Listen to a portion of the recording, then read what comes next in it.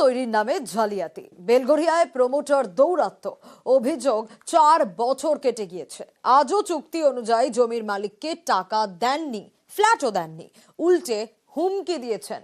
অভিযোগ মানতে নারাজ প্রমোটার।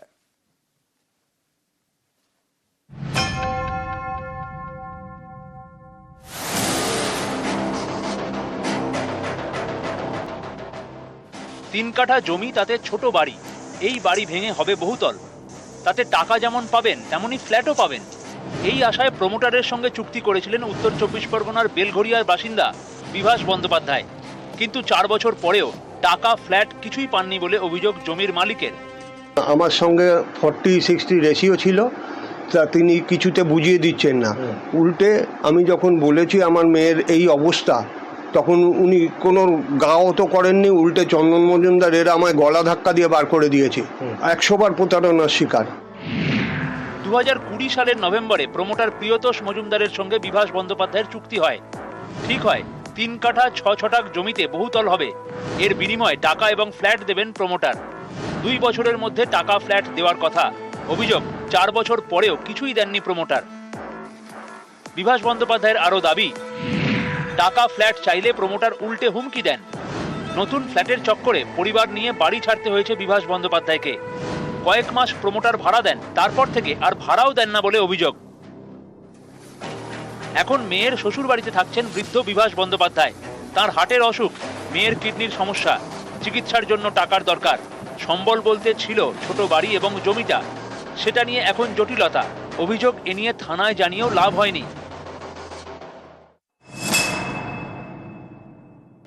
আমি যদি প্রতারণা করি কারোর সাথে, প্রমাণ দেখাতে হবে। আমি তো বিল্ডিং কমপ্লিট করার পথে, আর টাকা পয়সা নিয়েছে ওগুলো তো আমার কাছে রেকর্ড আছে।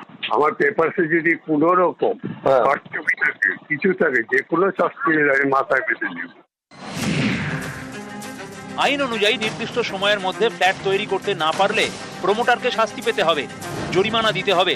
এর জন্য ক্রেতা সুরক্ষা আদালতে নালিশ জানাতে হয়।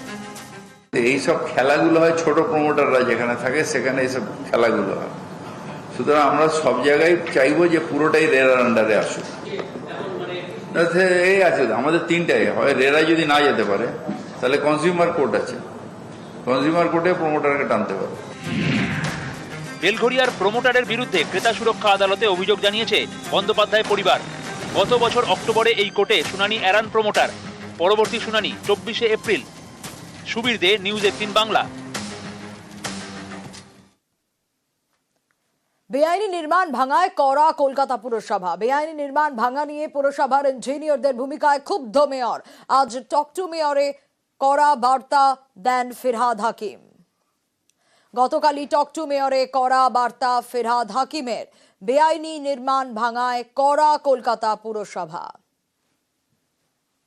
এক্ষুনি আমার কমিশনারকে আমার ইনস্ট্রাকশন দেওয়া রয়েছে, উনি এটা বার করবেন যে গর্ত হবে না। ডিমলিশন মিন ডিমলিশন, নট হোল। ডিমলিশ হয় ডিমলিশ করতে হবে, নাহলে ছেড়ে দিতে হবে। হোল করে কেএমসি থেকে টাকা নিয়ে নেবে যারা ডিমলিশিং কন্ট্রাক্টর, তাহলে আমাদের বোকা বানাচ্ছে। এটা উনি একটা সার্কুলার এক্ষুনি বার করে দেবেন। হাওড়ার জঞ্জাল সমস্যা মিটছেই না। পুরনো ডাম্পারগুলি হাওড়ার আবর্জনা নিয়ে কলকাতায় আসতেই পারছে না। দ্বিতীয় হুগলি সেতুর মুখেই বেশিরভাগ ডাম্পার আটকে যাচ্ছে, সেতুতে উঠতেই পারছে না। অনেক ডাম্পার উঠছে কিন্তু খুব ধীর গতিতে, ফলে যা হওয়ার তাই হচ্ছে। এখনো জঞ্জালের জেরবার হাওড়ার বিভিন্ন এলাকা।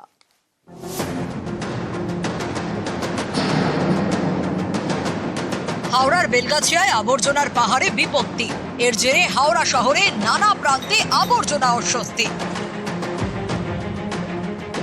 রাস্তায় জমে রয়েছে আবর্জনা, ব্যাটও উপচে পড়ছে। গত সপ্তাহে হাওড়ার বেলগাছিয়ায় ডাম্পিং গ্রাউন্ডের পাশে ধস নামে। আবর্জনার চাপে ধস।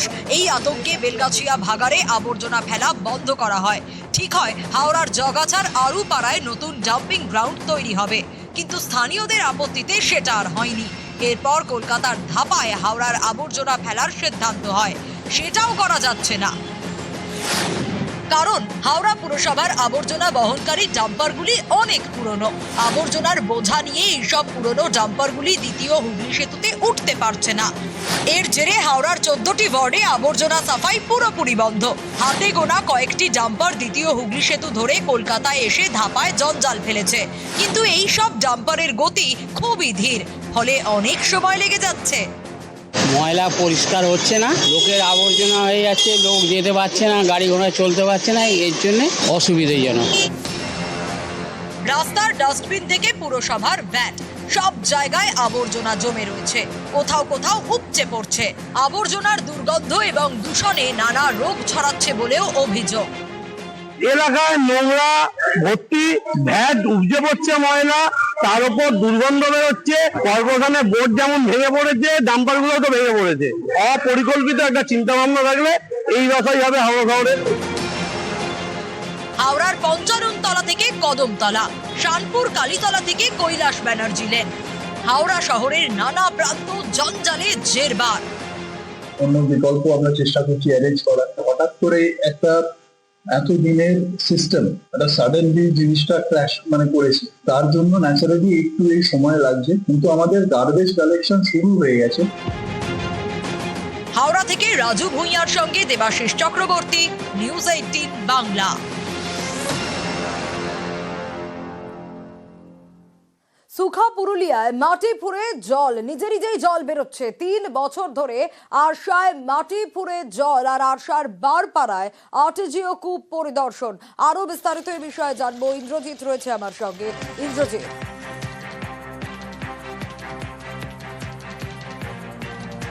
ইন্দ্রজিতের কাছে আসবো, তবে তার আগে গতকালও আপনাদের দেখাচ্ছিলাম যে সুখা জেলা পুরুলিয়ায় কিভাবে নিজেই জল উঠে আসছে মাটি থেকে।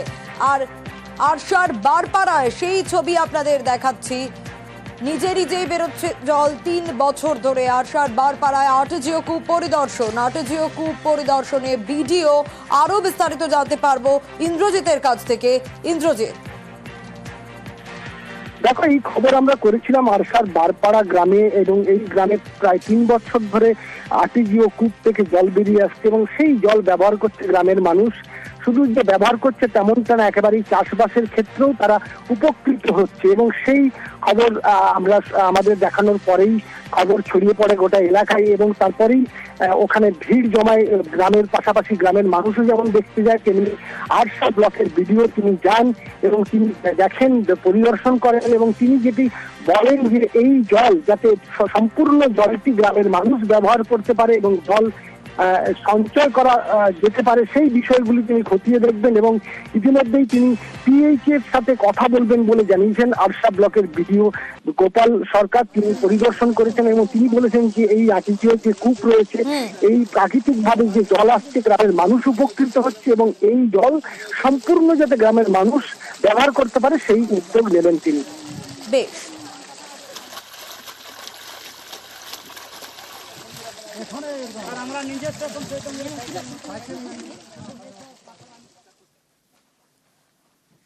ভুট্টা চাষে লাভের মুখ। রাজ্য সরকারের প্রকল্পে পরীক্ষামূলক চাষ করা হয়, আর ভুট্টা চাষ করে লাভ এগরার কৃষকদের।